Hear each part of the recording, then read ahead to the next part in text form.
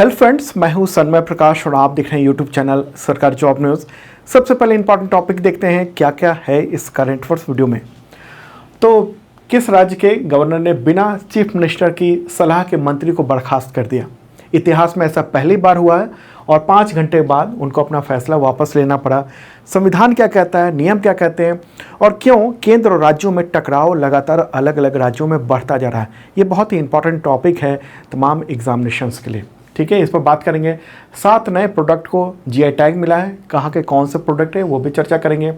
QS world ranking है और भी कई टॉपिक है, सब पर बात होगी। ओके, तो शुरू करते हैं दोस्तों। और हाँ, अगर आपने ये वाला वीडियो जो हाफ ईयरली करंट अफेयर्स नहीं देखा है तो ज़रूर देख लेना।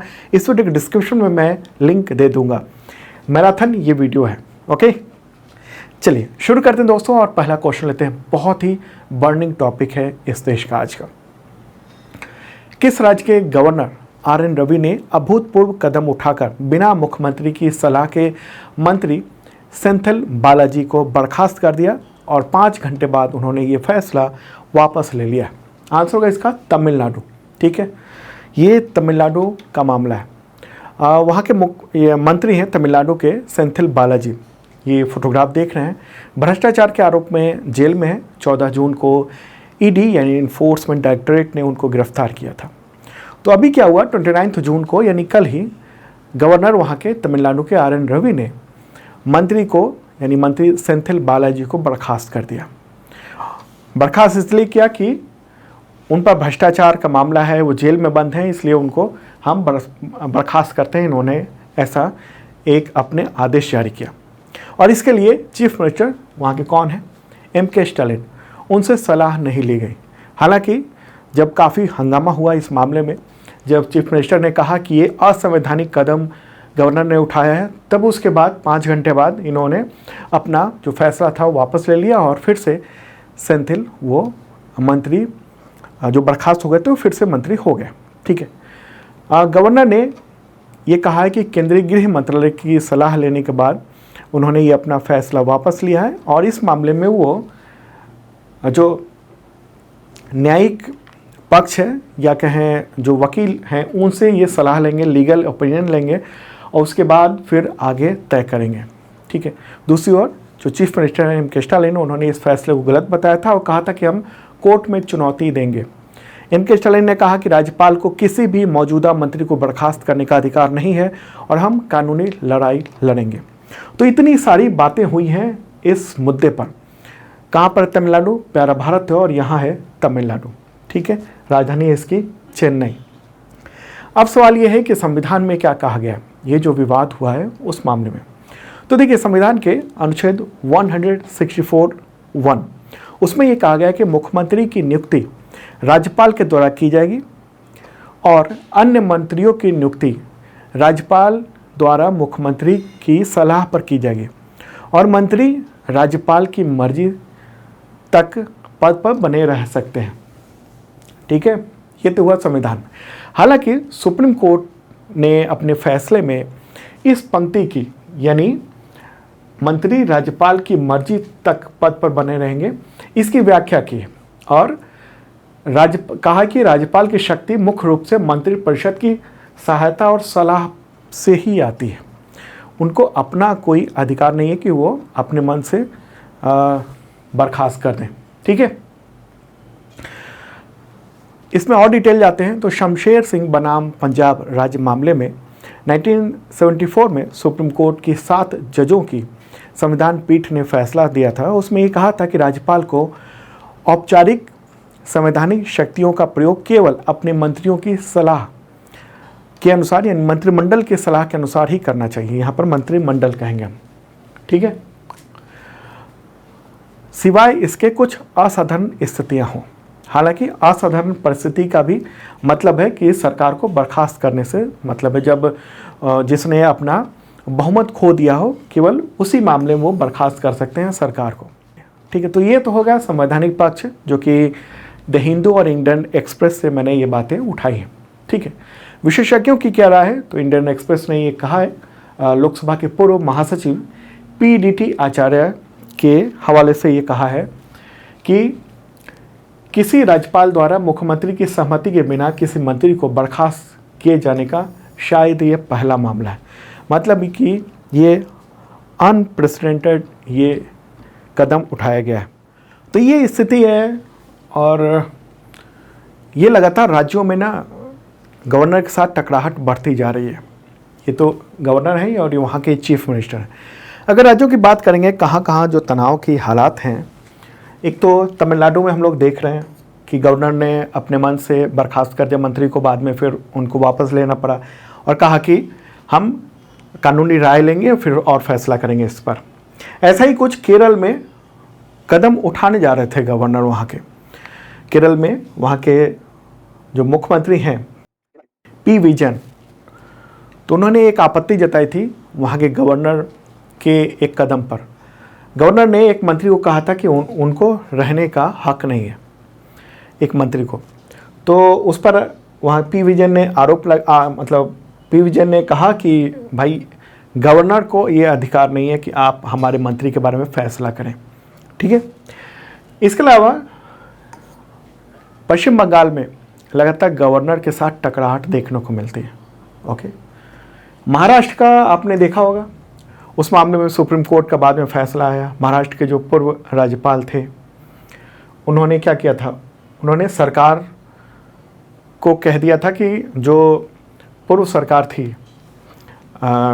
शिवसेना की, उद्धव ठाकरे मुख्यमंत्री थे, उनको कह दिया था कि आप अपनी सरकार का बहुमत पेश कीजिए, बहुमत साबित कीजिए अचानक से विधानसभा में। तो इस फैसले पर भी सुप्रीम कोर्ट ने कहा था कि ये गवर्नर ने गलत किया। तो हम लोग देख रहे हैं कि अलग अलग राज्यों में कई सारे, अभी तो 4 राज्यों का सीधा साधा उदाहरण सामने दिख रहा है। बाकी अंदर अंदर टकराहट जो है ना अलग अलग राज्यों में, वो गवर्नर के साथ बनती जा रही है, ये मामले बढ़ते जा रहे हैं। गवर्नर के अधिकार जो हैं वो कुछ हैं, लेकिन ज़्यादातर जो शक्तियां हैं वो मंत्रिमंडल की सलाह पर ही हैं, और ऐसा तमाम विशेषज्ञों का कहना है, संविधान का कहना है, और जो न्यायालयों के यानी सुप्रीम कोर्ट के जो ऑर्डर आए हुए हैं उस पर ये देखने को मिल रहा है, ठीक है। देश जो है वो राज्यों का संघ है, ओके, तो उसमें राज्यों की अपनी अपनी शक्तियां हैं और उस पर गवर्नर की ओर से जो कार्रवाई की जा रही है उससे एक नया सवाल खड़ा उठ रहा है, ठीक है। दिल्ली के मामले में देखिए, वहाँ के उपराज्यपाल ने जो कदम उठा दिया था कि वहाँ के मुख्यमंत्री कोई भी जो तमाम IAS अधिकारी हैं उन सब का ट्रांसफ़र नहीं कर सकते, उन पर कंट्रोल नहीं रख सकते हैं। सुप्रीम कोर्ट ने फिर फैसला सुनाया। हालांकि बाद में फिर सेंट्रल गवर्नमेंट ने एक ऑर्डिनेंस पास किया और सारी शक्तियां वापस लेफ्टिनेंट गवर्नर को दे दी वहाँ का, ठीक है।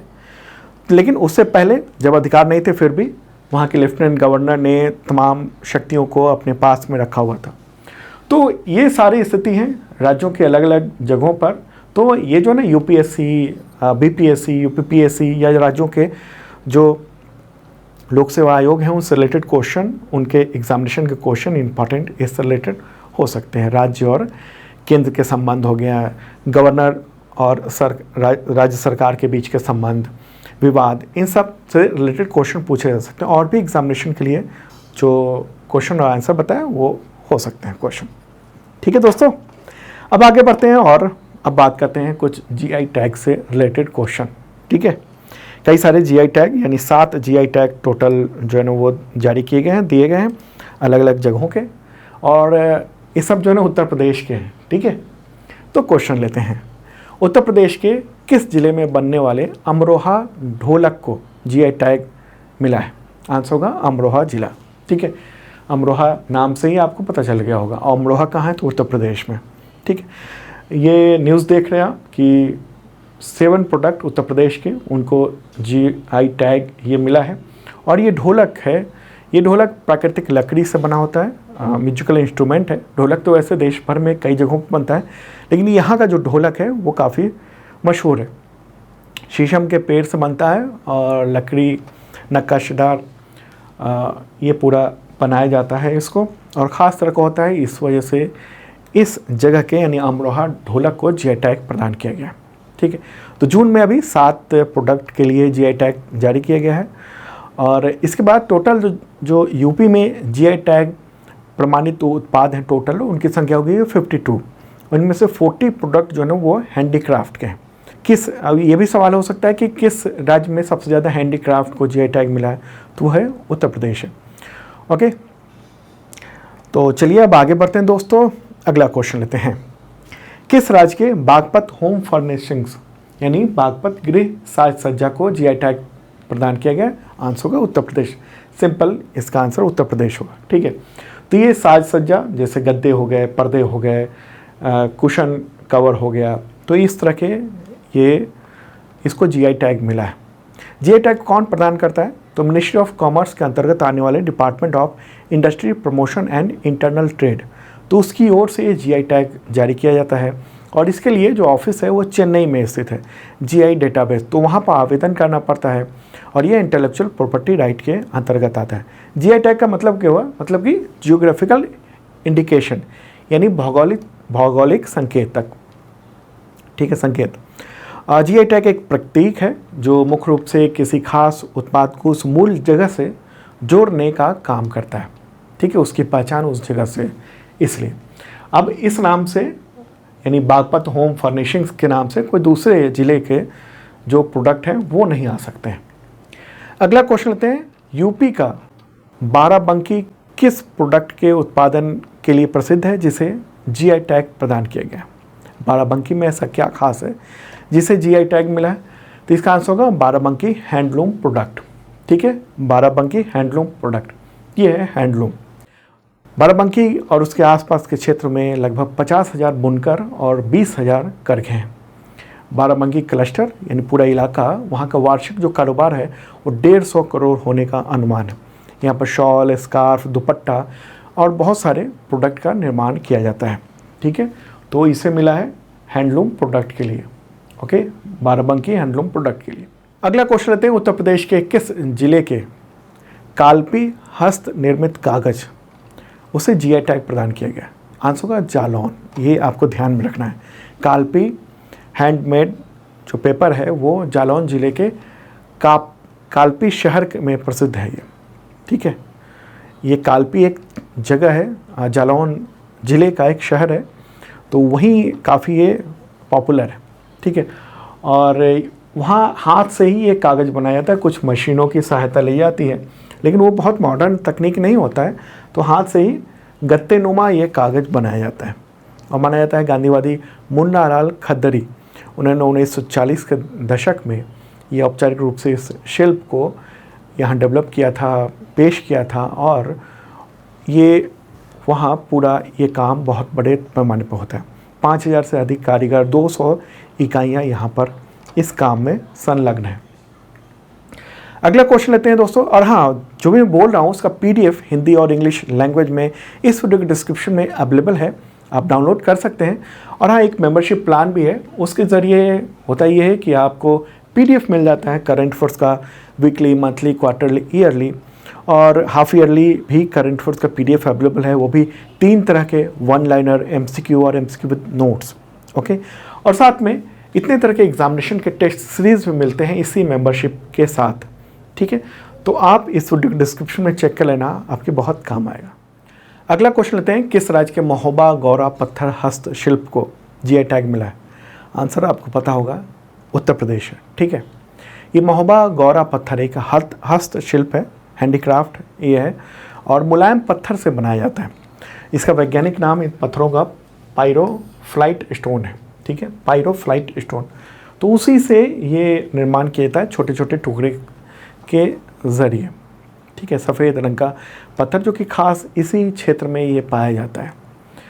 छोटे छोटे टुकड़ों तोड़ दिया जाता है, फिर उससे सजावटी शिल्प का निर्माण किया जाता है। ठीक है, अगला क्वेश्चन लेते हैं, किस राज्य के मैनपुरी तरकशी को जीआई टैग मिला है?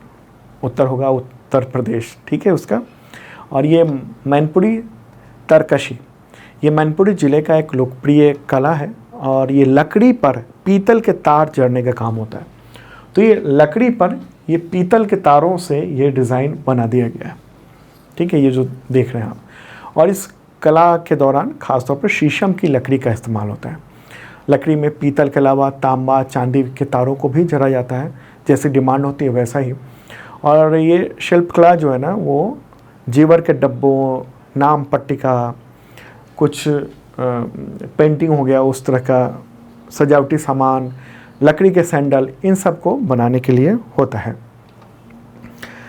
अगला क्वेश्चन लेते हैं दोस्तों, संभल हार्न क्राफ्ट ये किस जिले का उत्पाद है जिसे जीआई टैग मिला है? आंसर होगा इसका संभल जिले का है। और ये मृत जो जानवर हैं उनके सींग के इस्तेमाल करके हस्तशिल्प बनाया जाता है। ठीक है, ये सींग है और उसमें डिज़ाइन किया गया और ये तैयार हो गया। जैसे ये चाय का मग या कॉफ़ी मग कह सकते हैं, ये सींग से ही बना हुआ है। ठीक है, उसको खोखला बनाया गया और ये बन गया एक कॉफ़ी कप। ओके, अभी देख लेते हैं जो 7 जो है ना जिला और जीआई टैग। तो अमरोहा ढोलक को मिला है, महोबा गौरा पत्थर हस्तशिल्प को मिला है, मैनपुरी तरकशी, संभल के Sambhal horn craft, Baghpat home furnishing. ठीक है, बाराबंकी हैंडलूम प्रोडक्ट और जालौन जिले का कालपी हस्तशिल्प कागज। तो इसे जीआई टैग दिया गया है। उत्तर प्रदेश के ये 7 हैं। ठीक है, तो ये आपको ध्यान रखना है। चलिए अब आगे बढ़ते हैं दोस्तों। पसंद आ रहा हो एक लाइक बटन दबाना। क्वेश्चन होगा QS वर्ल्ड यूनिवर्सिटी रैंकिंग, ये काफ़ी पॉपुलर है ये रैंकिंग और सरकार भी इसको रिकॉग्नाइज करती है इस रैंकिंग को। तो रैंकिंग 2024 जारी हुई है अभी। तो इसमें कौन सी यूनिवर्सिटी पहले स्थान पर है? आंसर होगा MIT Massachusetts institute of technology. ठीक है, ये नंबर 1 स्थान पर है। इसने पिछले बार भी अपना नंबर 1 स्थान बनाया हुआ था और इस बार भी 100% स्कोर के साथ ये नंबर 1 स्थान है। अच्छी रैंकिंग किस आधार पर होती है? तो एकेडमिक रेपुटेशन, एम्प्लॉयर रेपुटेशन क्या है, teacher student ratio, international faculty ratio, international student ratio, international research network और छात्रों की नौकरी, इन सब को देखते हुए ये रैंकिंग तैयार की जाती है। तो अब टॉप 10 जो यूनिवर्सिटी हैं उन सबको देख लेते हैं इस रैंकिंग के अनुसार। तो नंबर 1 है MIT Massachusetts institute of technology.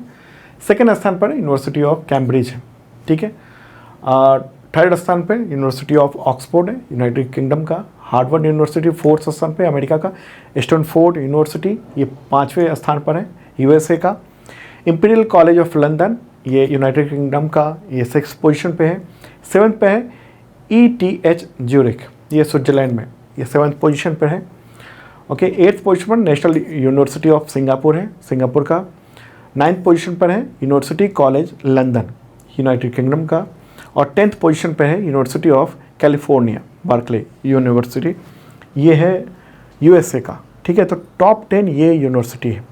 और जब मैंने बताया था आपको कि इन सब चीज़ों के आधार पर जो international student ratio, international research network, छात्रों की नौकरी, इन सब की वजह से जो ही रैंकिंग तय की जाती है, तो उसकी वजह से अभी आप देखते होंगे कि तमाम जो IIT हैं या सरकार ने जो न्यू एजुकेशन पॉलिसी जो जारी की, तो उसके तहत ये है कि आप इंटरनेशनल स्टूडेंट को और इंटरनेशनल जो संस्थाएं हैं उनके साथ कैसे नेटवर्क बना रहे हैं। इंडिया में भी जो NIRF रैंकिंग जारी की जाती है गवर्नमेंट के द्वारा इंस्टीट्यूट्स की, उसमें भी इन सब चीज़ों का ख्याल रखा जाने लगा है ताकि इंटरनेशनल जो रैंकिंग है उसमें हम जगह अच्छी बना सकें। ठीक है, महत्वपूर्ण बात। चलिए दोस्तों अब आगे बढ़ते हैं और अगला क्वेश्चन, हाँ भारत का क्वेश्चन आ गया। QS वर्ल्ड यूनिवर्सिटी रैंकिंग में भारत में किस इंस्टीट्यूट ने 2024 में सबसे बेहतर रैंकिंग पाई है? इंडिया में, यहाँ बात क्या हो रही है? इंडिया में। तो आंसर होगा IIT बॉम्बे। तो ये नंबर 1 हो गया है इंडिया में, ये IIT Bombay. Okay, QS university ranking में इसकी रैंकिंग जो है ना, वर्ल्ड रैंकिंग क्या है इसकी? 149 रैंक है। कितना है? IIT बॉम्बे का 149। और 150 जो इंस्टीट्यूट हैं दुनिया भर के, उसमें इसने अपनी एक जगह बनाई है। पिछले साल हुई रैंकिंग में इसका स्थान 172 था। ठीक है, तो IIT बॉम्बे 23 स्थान ऊपर चढ़कर उसने ये मुकाम हासिल किया है, IIT बॉम्बे। अगला क्वेश्चन लेते हैं, QS वर्ल्ड यूनिवर्सिटी रैंकिंग में भारत के कितने संस्थानों को रैंकिंग मिली है? आंसर होगा 45, टोटल 45 है। ठीक है। और उसमें आईआईटी बॉम्बे जो है उसमें इंडिया का सबसे बेहतरीन बेस्ट इंडियन इंस्टीट्यूट ये रिकॉग्नाइज किया गया है, रैंकिंग 149। टोटल जो है 45 इंस्टीट्यूट हैं इंडिया के जिनको रैंकिंग में स्थान मिला है। पिछली जो रैंकिंग थी पिछले साल की उसमें 41 संस्थान थे और इस बार 45 संस्थान हुए हैं।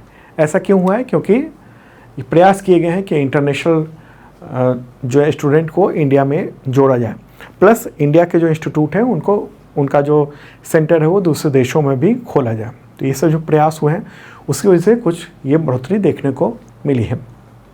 अच्छा, एशिया में भारतीय जो इंस्टीट्यूट है इस रैंकिंग में वो तीसरा स्थान पर है। ओके, दुनिया में के रैंकिंग में अगर कहेंगे तो 7वें पोजीशन पे है कि सबसे ज़्यादा इंस्टीट्यूट के मामले में जो इस रैंकिंग में है। ठीक है, एशिया में तीसरा स्थान पर, नंबर 1 पे चाइना और जापान है जिसके सबसे ज़्यादा इंस्टीट्यूट है। चाइना के 71 जो एजुकेशनल इंस्टीट्यूट हैं वो QS वर्ल्ड रैंकिंग में है और जापान के 52 यूनिवर्सिटी है जो कि इस रैंक में, और इंडिया के 45 इंस्टीट्यूट हैं। ठीक है, तो अब देख लेते हैं कि भारत के जो टॉप 10 यूनिवर्सिटी हैं, जो इंस्टीट्यूट हैं वो कौन कौन से हैं उस रैंकिंग के द्वारा। तो नंबर 1 पे इंडिया में हो रही बात वो IIT बॉम्बे है और इसकी जो रैंकिंग है 2024 वो 149 है वर्ल्ड रैंकिंग, और इंडिया में रैंकिंग 1 हो गई। QS ये इस रैंकिंग के अनुसार। सेकंड पे IIT दिल्ली है जिसका वर्ल्ड रैंकिंग है 197। थर्ड पे IISc है जिसका वर्ल्ड रैंकिंग में 225 रैंक है। फोर्थ पे IIT खड़गपुर है, फिफ्थ पे है IIT कानपुर। बाकी आप देख रहे हैं। ठीक है, इम्पॉर्टेंट है ये भी QS की जो रैंकिंग है वो। चलिए दोस्तों अब आगे बढ़ते हैं, अगला क्वेश्चन लेते हैं। महत्वपूर्ण क्वेश्चन है, इस पर थोड़ा डिटेल बताऊंगा। अंतर्राष्ट्रीय क्षुद्र ग्रह दिवस कब मनाया जाता है? इंटरनेशनल एस्टेरॉयड डे ये कब आयोजित किया जाता है? आंसर होगा 30 जून, आज ही के दिन। क्यों मनाया जाता है ये क्षुद्र ग्रह दिवस या एस्टेरॉयड डे? देखिए, एस्टेरॉयड और उसका जो प्रभाव है और उसके जो संभावित खतरे हैं उसकी जागरूकता के लिए ये आयोजित किया जाता है ये दिवस। एस्टेरॉयड काफ़ी खतरनाक है और हमारी पृथ्वी में तमाम विनाश कर सकते हैं ये एस्टेरॉयड। क्या होता है एस्टेरॉयड उसको भी देख लेते हैं। तो ये आप देख रहे हैं सोलर सिस्टम। ठीक है, एस्टेरॉयड जो है ना वो छोटे छोटे चट्टान होते हैं और वो सामान्य तौर पर मंगल और बृहस्पति के बीच में परिक्रमा कर रहे होते हैं। जैसे, और इसको नज़दीक करके दिखाता हूँ मैं। हाँ, ये देखिए, मंगल और बृहस्पति के बीच में ये परिक्रमा कर रहे हैं। ये सब जो दिख रहे हैं छोटे छोटे, ये छोटे छोटे तो नहीं हैं तो काफ़ी विशाल ये, लेकिन यहाँ से हम लोग देख रहे हैं, ये एनिमेशन के जरिए आपको मैं दिखा रहा हूँ। तो ये स्थिति है और ये ना हमें बचाते हैं। बचाते कैसे? ये घेरा है, बाहर से अगर कोई भी ऐसा टुकड़ा आ रहा है तो इसी में टकराते हैं और इससे हमारी पृथ्वी को भी बचाव होता है। ठीक है, लेकिन इनमें से कुछ जो एस्टेरॉयड हैं वो पृथ्वी के नज़दीक आ जाते हैं और उससे हमारे पृथ्वी है उसको दिक्कत है। हजारों लाखों की संख्या में ये एस्टेरॉयड वहाँ हैं। ठीक है, मंगल और बृहस्पति के बीच में। और अगर जब तक ये एस्टेरॉयड अंतरिक्ष में रहते हैं तब तक तो हम इसको एस्टेरॉयड कहते हैं, लेकिन जैसे ये पृथ्वी के वायुमंडल में प्रवेश करता है वैसे ये इसको कहते हैं मीटियोराइट। क्या कहते हैं? मीटियोराइट कहते हैं। जैसे ये आया तो ये मीटियोराइट हुआ। अब सवाल है कि 30 जून को ही क्यों मनाया जाता है ये दिवस? दरअसल हुआ ये था कि 30 जून 1908 को, उसकी सुबह में 30 जून 1908 को रूस के साइबेरिया में क्षुद्र ग्रह जो है वो पृथ्वी से टकराने की उसकी घटना हुई थी। न्यूज़ देख रहे हैं आप, साइबेरिया में 1908 में ये एक टकराया था, हग एक्सप्लोरेशन। ये BBC अर्थ वेबसाइट से मैं आपको दिखा रहा हूँ, ये पुरानी खबर है। ठीक है, इसलिए मैं दिखा रहा हूँ क्योंकि आपको बहुत कुछ समझ में आ जाएगा। तो एक बार साइबेरिया चलते हैं और वहाँ पर रूस का जो क्षेत्र है वहाँ क्या हालात हुए और उसके निशान अभी तक हैं वो भी देख लीजिए। ठीक है, तो साइबेरिया में इस जगह पर, इस पोजीशन में, रूस में, और ये रूस की एक नदी है तंगुस्का। तंगुस्का रिवर, उसी के पास में ये विस्फोट हुआ था और आज भी इसके निशान इस तरह के मौजूद हैं वहाँ पर, उल्कापिंड के या मीटियोराइड के कहीं। आग का बहुत बड़ा गोला बन गया था और हवा में वो फट गया था, ठीक है। और ये जो जब फटा था ना, वो जापान का जो हिरोशिमा एटॉमिक बम फटा था उससे 185 गुना, 185 गुना एनर्जी ये प्रदान किया था इसने। 2000 स्क्वायर किलोमीटर का जंगल पूरा नष्ट हो गया था। ये इस तरह का बाद का भी फोटोग्राफ है, इस तरह की स्थिति हुई थी। और जो ये विनाश हुआ था, करीब 8 करोड़ पेड़ गिर गए थे, समतल हो गए थे, धरती कांप उठी थी, 5 रिक्टर स्केल का भूकंप हो गया था उसकी वजह से, इतना थर्रा उठी थी धरती। 60 किलोमीटर दूर स्थित जो शहर थे वहाँ की खिड़कियाँ टूट गई थी, 500 किलोमीटर दूर तक हलचल हुई थी। तो इस घटना के प्रतीक के तौर पर 30 जून को अंतर्राष्ट्रीय क्षुद्र ग्रह यानी उल्कापिंड दिवस मनाया जाता है, ठीक है। अच्छा, भारत में भी क्षुद्र ग्रह से बने हुए झीलें हैं, जैसे महाराष्ट्र का बुल्ढाना जिला है, तो वहाँ पर ये एक झील है मुंबई से करीब 500 किलोमीटर दूरी पर। तो यहाँ भी टकराया था, लोनार लेक कहते हैं इसको मैप के जरिए भी आपको ले चलते हैं और वहाँ दिखाते हैं इस जगह पर, ठीक है। ये कब टकराया था? 50,000 साल पहले टकराया था। ये झील है लोनार झील, ठीक है। और जब टक्कर हुई थी उस मीटियोरॉइड की तो उसकी रफ्तार थी 90,000 किलोमीटर प्रति घंटा, और ये जो टक्कर हुई इससे गहरा गड्ढा हुआ और झील का निर्माण हो गया। और माना यह जाता है कि उसका वजन मीटियोरॉइड का वो 10 लाख टन था, जिसकी वजह से 1.85 किलोग्राम मतलब लगभग 2 किलोमीटर व्यास का ये झील बन गई। गहराई 500 फीट तक है, खारा पानी है और पानी के 1 मीटर नीचे ऑक्सीजन बेहद कम है, न के बराबर है। और ये जो झील है ना, वो दुनिया भर के वैज्ञानिकों के लिए जिज्ञासा और रिसर्च का सब्जेक्ट रही है। और इस झील को राष्ट्रीय भौगोलिक धरोहर स्मारक भी घोषित किया जा चुका है, ठीक है। अच्छा, एस्टेरॉयड कितना खतरनाक है? भविष्य में जो हमारे ग्रह हैं उनको सबसे ज़्यादा अगर खतरा है तो वो है एस्टेरॉयड। इसके बाद फिर जलवायु परिवर्तन, ग्लोबल वार्मिंग, ये सब आता है, ठीक है। तो दोस्तों, ये था इंपॉर्टेंट करंट अफेयर्स। कैसा लगा कमेंट बॉक्स बता सकते हैं। और इसका PDF डेली का आज का फ्री में हिंदी और इंग्लिश लैंग्वेज में है, डाउनलोड करना मत भूलिएगा इस वीडियो के डिस्क्रिप्शन से। ओके, अब मिलते हैं कल ताज़ा तरीन कंटेंट के साथ। बाय।